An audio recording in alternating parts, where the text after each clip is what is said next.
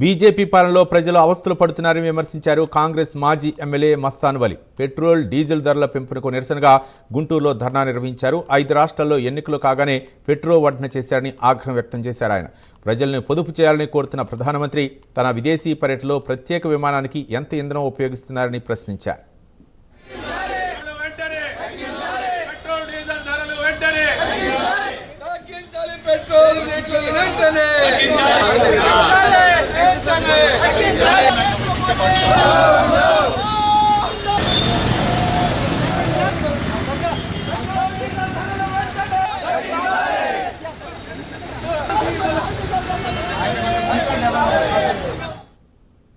రాహుల్ గాంధీ గారు ముందు చూపు కలిగినటువంటి నాయకుడుగా మార్చి 26వ తారీఖున స్పష్టంగా చెప్పాడు, నరేంద్ర మోడీ గారి అసమర్థత పాలన వల్ల పెట్రోల్ డీజిల్ గ్యాసు పెంచేటటువంటి ప్రయత్నం చేస్తూ ఉన్నాడు, మిమ్మల్ని మోసగించే ప్రయత్నం చేస్తున్నాడంటే నరేంద్ర మోడీ గారు చెప్పాడు, బచ్చేకే బాత్ మత్ భరోసా కరో, బచ్చేకే బాత్ మత్ భరోసా కరో, మీరు నమ్మమాకండి ఆయన చెప్పేటటువంటి అబద్ధాలు అని చెప్పి ప్రజలను వంచి ఎన్నికలు అయిపోగానే యుద్ధాన్ని తీసుకొచ్చి ముందుకు పెట్టేటటువంటి ప్రయత్నం చేస్తూ ఉన్నాడు.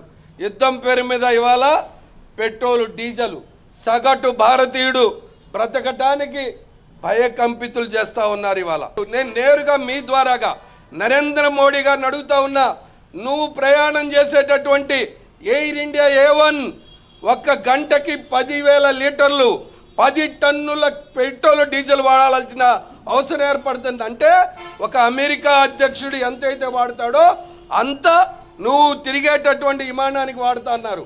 అంటే నువ్వేమో పొదుపు చేయడానికి వీల్లేదు, నీ మిత్రులైనటువంటి అదానీ అంబానీ కొడుకులేమో 160 కోట్ల రూపాయలు వాచి పెట్టి కొనొచ్చు, వాళ్ళకు పొదుపు అక్కర్లా.